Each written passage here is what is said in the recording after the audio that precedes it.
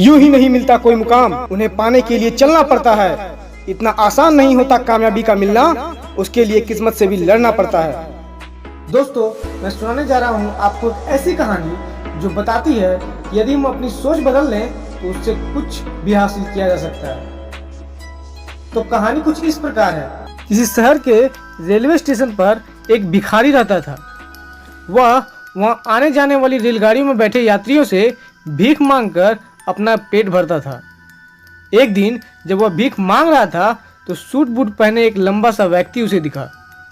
उसने सोचा कि यह व्यक्ति बहुत अमीर लगता है, इससे भीख मांगने पर यह मुझे जरूर अच्छे पैसे देगा। वह उस लंबे व्यक्ति से भीख मांगने लगा।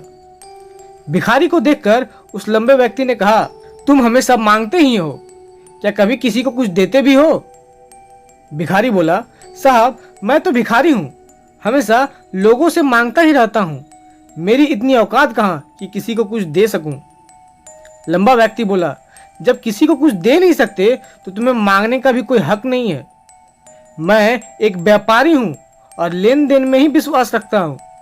अगर तुम्हारे पास मुझे कुछ देने को है तभी मैं तुम्हें बदले में कुछ दे सकता हूँ। तभी वह स्टेशन आ गया जहाँ पर उस लंबे व्यक्ति को उतरना था। वह ट्रेन से उतरा और चला गया।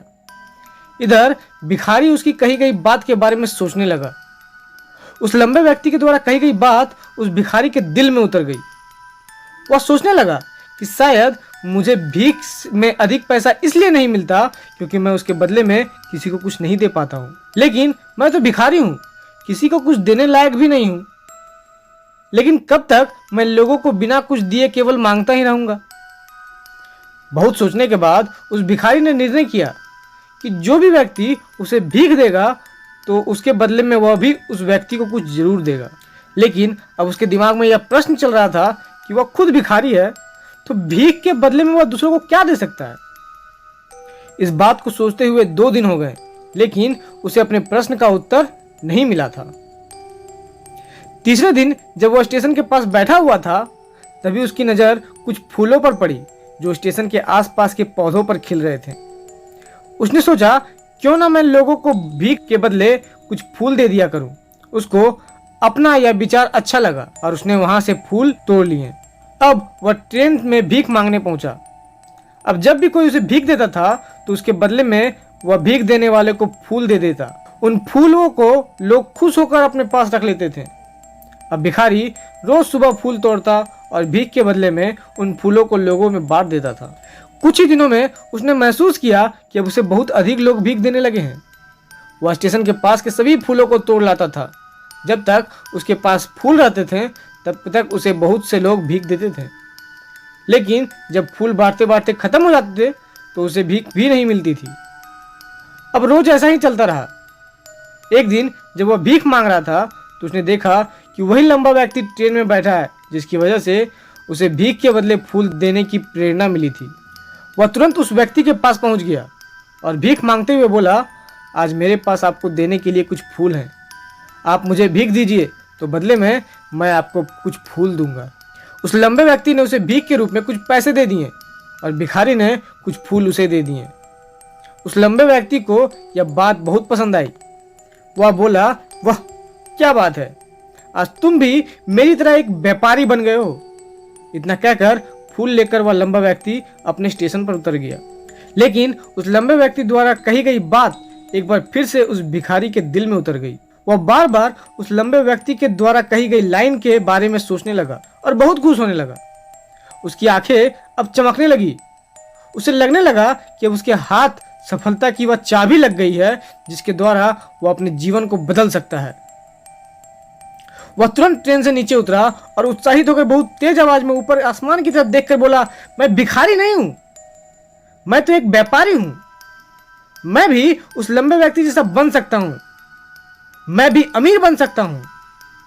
लोगों ने उसे देखा तो सोचा कि शायद यह भिखारी पागल हो गया है और अगले दिन से वह भिखारी उस स्टेशन पर फिर कभी नहीं दिखा। लेकिन 6 महीने बाद इसी स्टेशन पर 2 व्यक्ति सूट बूट पहने हुए यात्रा कर रहे थे। दोनों ने एक दूसरे को देखा तो उनमें से एक ने दूसरे से हाथ मिलाया और कहा, क्या आपने मुझे पहचाना? दूसरा व्यक्ति बोला, नहीं, क्योंकि मेरे हिसाब से हम लोग पहली बार मिल रहे हैं। पहला व्यक्ति बोला, नहीं, आप याद कीजिए, हम पहली बार नहीं बल्कि तीसरी बार मिल रहे हैं। दूसरा व्यक्ति बोला, मुझे याद नहीं, वैसे हम पहले 2 बार कब मिले थे? अब पहला व्यक्ति मुस्कुराया और बोला, हम पहले भी 2 बार इसी ट्रेन में मिले थे। मैं वही भिखारी हूँ जिसको आपने पहली मुलाकात में बताया कि मुझे जीवन में क्या करना चाहिए, और दूसरी मुलाकात में बताया कि मैं वास्तव में कौन हूँ। दूसरा व्यक्ति मुस्कुराया और अचंभित होते हुए बोला, ओह, याद आया, तुम वही भिखारी हो जिसे मैंने एक बार भीख देने से मना कर दिया था, और दूसरी बार मैंने तुमसे फूल खरीदे थे। लेकिन आज तुम ये सूट बूट में कहाँ जा रहे हो और आजकल क्या कर रहे हो? तब पहला व्यक्ति बोला, हाँ, मैं वही भिखारी हूँ, लेकिन आज मैं फूलों का एक बहुत बड़ा व्यापारी हूँ, और इसी व्यापार के कारण एक काम के सिलसिले मैं दूसरे शहर जा रहा हूँ। कुछ देर रुकने के बाद वह फिर बोला, आपने मुझे पहली मुलाकात में प्रकृति का वह नियम बताया था जिसके अनुसार हमें तभी कुछ मिलता है जब हम कुछ देते हैं। लेन देन का यह नियम वास्तव में काम करता है। मैंने यह बहुत अच्छी तरह महसूस किया है, लेकिन मैं खुद को हमेशा भिखारी ही समझता रहा। इससे ऊपर उठकर मैंने कभी सोचा ही नहीं, और जब आपसे मेरी मुलाकात हुई तब आपने मुझे बताया कि मैं एक व्यापारी बन चुका हूँ। अब मैं समझ चुका था कि लोग मुझे इतनी भीख क्यों दे रहे थे, क्योंकि वो मुझे भीख नहीं दे रहे थे बल्कि उन फूलों का मूल्य चुका रहे थे। सभी लोग मेरे फूल खरीद रहे थे क्योंकि इससे सस्ते फूल उन्हें कहाँ मिलते हैं। मैं लोगों की नजरों में एक छोटा व्यापारी था, लेकिन मैं अपनी नजरों में एक भिखारी ही था। आपके बताने पर मुझे समझ आ गया कि मैं एक छोटा व्यापारी हूँ। मैंने ट्रेन में फूल बांटने से जो पैसे इकट्ठे किए थे उनसे बहुत से फूल खरीदे और फूलों का व्यापारी बन गया। यहाँ के लोगों को फूल बहुत पसंद है, और उनकी इसी पसंद ने मुझे आज फूलों का एक बहुत बड़ा व्यापारी बना दिया। दोस्तों, इस कहानी से हमें बहुत कुछ सीखने को मिलता है। कहानी में लंबा व्यक्ति गिव एंड टेक रूल को बहुत अच्छी तरह जानता है। दुनिया के सभी बड़े व्यापारी इसी लाइफ रूल का यूज करते हैं, और इसी को इस्तेमाल करके वो बड़े व्यापारी बन पाए हैं। भिखारी ने इस रूल ऑफ लाइफ को अपना लिया था, लेकिन अपनी छोटी सोच के कारण वह खुद को भिखारी मानता रहा। दोस्तों, आप भी रूल ऑफ लाइफ को सीखिए, अपने आत्मसम्मान को जागृत कीजिए, अपनी सोच को बदलिए और उसे बड़ा बनाइए। ऐसा करके तो देखिए, आप पाएंगे कि आपका जीवन बदल चुका है और आप एक पहाड़ पर सबसे ऊपर खड़े हैं जिसका नाम है सफलता। दोस्तों, अगर ये वीडियो आपको अच्छी लगी हो तो लाइक कर दें, शेयर करें और कमेंट में जरूर बताएं कि इस कहानी से आपने क्या सीखा। और अगर आप हमारे चैनल पर नए हैं तो हमारे चैनल को जरूर से सब्सक्राइब कर लें और नोटिफिकेशन बेल पर भी जरूर क्लिक करें ताकि आप एक भी वीडियो मिस ना करें जो आपकी ज़िंदगी बदल दे।